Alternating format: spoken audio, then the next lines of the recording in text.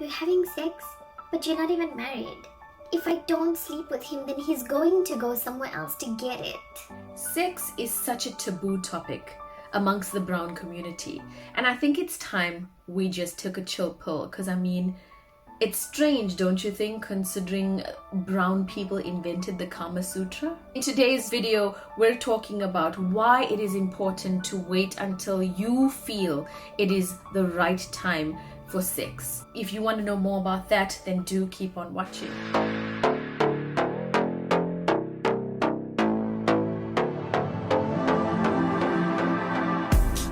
This is the front row with Roanna Moodley. Thank you so much for choosing your Monday sit down with me. Today we're talking about why it's so important to wait until you're ready to have sex. There is so many things going on with the world, and there's HIV and there's other sexually transmitted diseases and infections that you can get. And it is so important for a young person to just take a chill pill and relax for a bit, because when you're young, your hormones are all over the place and you sometimes might find it very difficult to truly understand what your body is trying to tell you. So today, I hope I can help you to figure that out a little bit. For the longest time, I have never known my parents to talk about anything that is intimate. And I think it was always taboo in my home to even mention the word. I remember not being allowed to talk to boys for a long time. And I remember my mom catching me on a date with a boy and taking me home with her because she was so unhappy that I was with a boy. And mind you, I was quite grown up by then and I was age appropriate to be having a boyfriend. But it was just the way we grew up. It was something that we never spoke about. And what was so uncomfortable for me is that I eventually became a talk show host on radio, and my talk show was specifically targeted towards educating youngsters about practicing safe sex and promoting prevention. And we spoke a lot about HIV and AIDS, and we had a lot of experts coming into my show. And then I had to do a lot of tours with school kids and really talking about the topic openly, where parents were present and children were present. And I must say, in the beginning, I was extremely uncomfortable. I remember my first show was about sex education, and I had an HIV consultant and a psychologist in, and I knew my parents were listening, and I knew everyone from my ashram were listening, and I was just so uncomfortable. But then I eventually realized that it is part of life. It is something that we need to address. And if you're age appropriate, it is okay to talk about it, because if you can talk about it, then it doesn't seem like something that is so foreign to you. And sometimes when something is not so foreign to you, you don't end up making mistakes. I made some mistakes where I didn't know what the hell to do, because I was never ever educated. I was never wise enough. And I think it is important for especially a mom and daughter type of relationship to happen, where we do talk about these things. I, to date, even though I've done all of these shows, I have never spoken to my mom about it, because it really is taboo. It really is very uncomfortable. Even though I know she knows that I've done the show, and she knows that, well, I have a baby now, so she knows that. We just don't talk about it, because in the brown community especially, it's so taboo. And I think it's something that we must start changing, because communication is key, transparency is key. And especially now with HIV and AIDS being such a big problem worldwide, it is important that we educate our children, and it is important that we educate our young people about how to practice safe sex and how to rather just wait until you're ready to take the next step.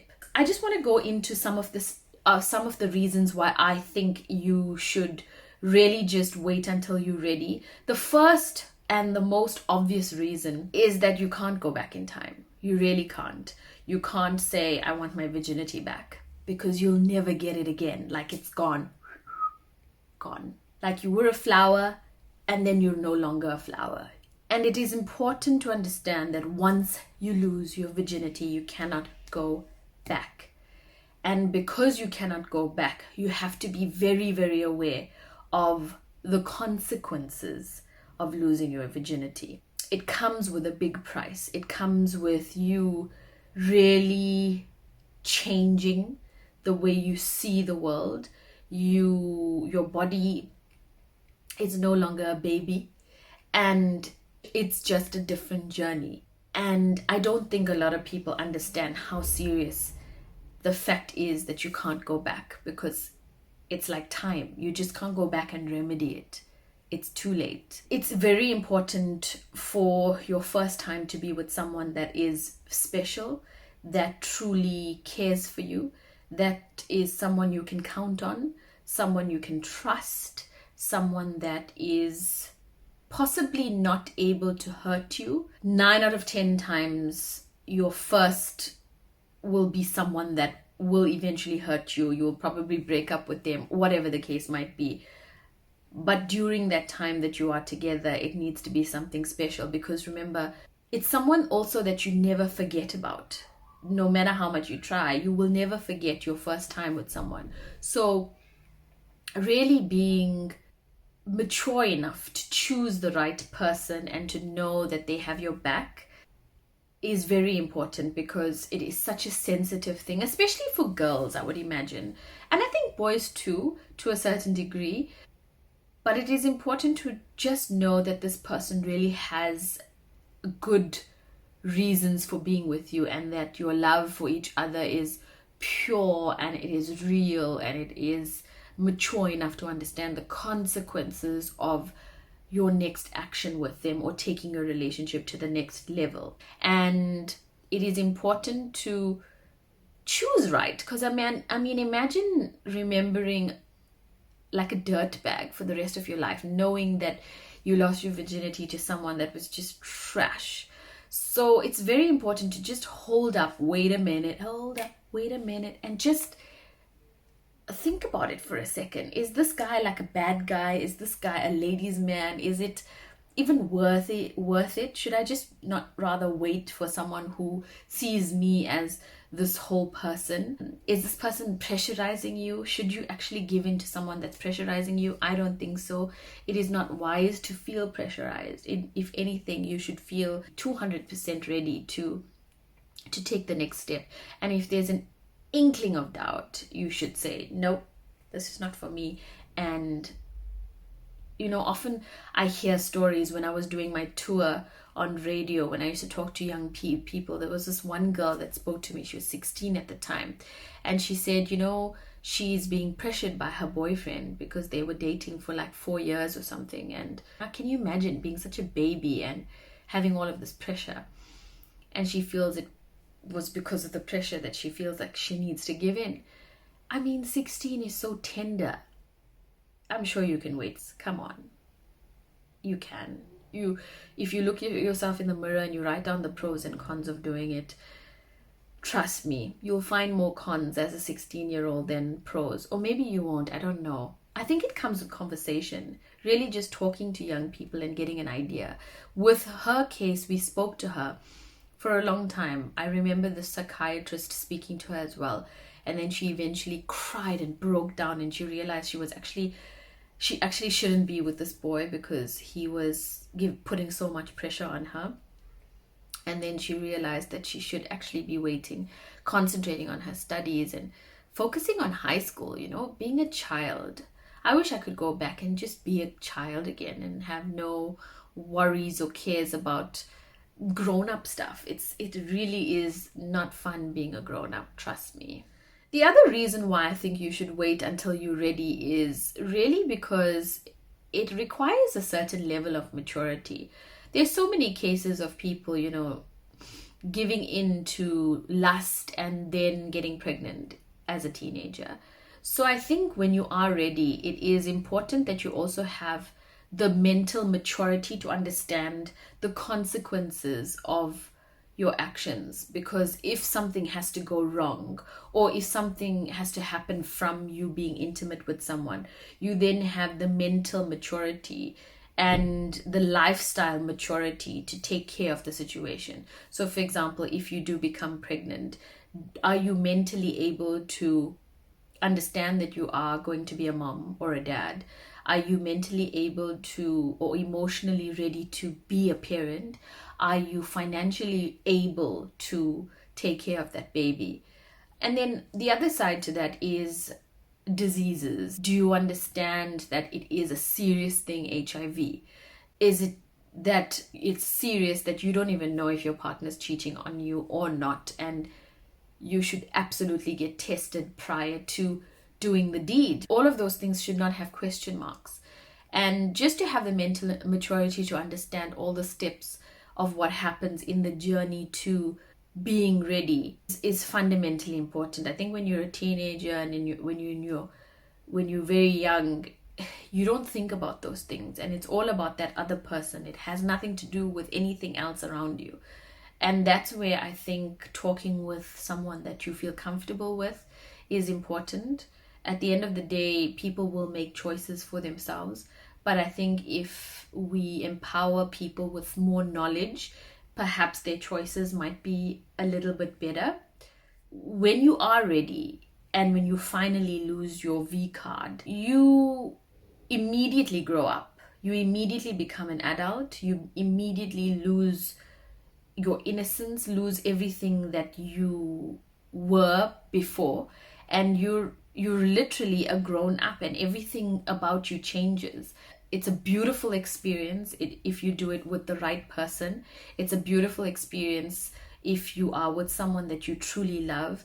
It's an even better experience when you are emotionally mature and financially mature to understand the repercussions of your actions, because then it becomes a little bit easier and it doesn't become something that is like a hide and seek kind of situation.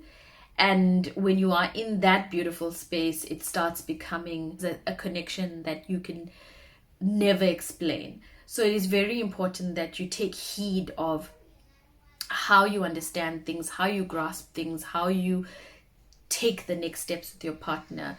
Get a test with your partner when you are ready. Make sure the two of you are trustworthy, honorable to each other, and really being good to each other and not rushing things. And you will go a long way if you communicate and speak to a loved one about it. If you are an adult and you're a bit old school about it, perhaps we need to start changing your thinking and start being a bit more vocal, because the world is changing rapidly. I mean, we live in a time now that people are not even exclusive anymore. I don't even think people say, do you want to be my girlfriend, do you want to be my boyfriend anymore. It's just like, okay, we're just hanging. What does hanging mean? Of course there's some sexual activity happening, I'm sure. Come on. So in this fast-paced, crazy world, it's so important that we try as much as possible to communicate and to be transparent with our kids, and to really help young people to have the mental maturity to handle it, and to rather abstain until you're ready. And when you are ready, make sure that you're ticking all the boxes. You're mentally aware, you're emotionally mature, your finances are okay, you have a job at least, because you never know what may happen. And when that happens, you have to be ready to take on the next chapter of your life. So be brave, be bold, be gracious enough to wait. We don't live in a world where you have to get married first. I mean, people are just kidding if they're saying they're only waiting until they get married. There's very few that do that. So when you are ready, make sure it is with someone that you love and you trust and you honor, and they do that for you as well. And let this experience be beautiful, and let it be a memory that you cherish forever. HIV is real. AIDS is real. So be very aware of that, and do take the necessary precautions. Wear a glove, get tested, and make sure that you are absolutely ready for the next step. And I wish you all the best on that journey. Choose wisely. Comment and like this video if you thought this video was very helpful for you. Subscribe to my channel for more videos like this, and I guess I'll see you on the next one. Ciao. Keep it royal. Keep it royal. Remember, you're a lady. You're a gentleman. Keep it royal. Don't be nasty.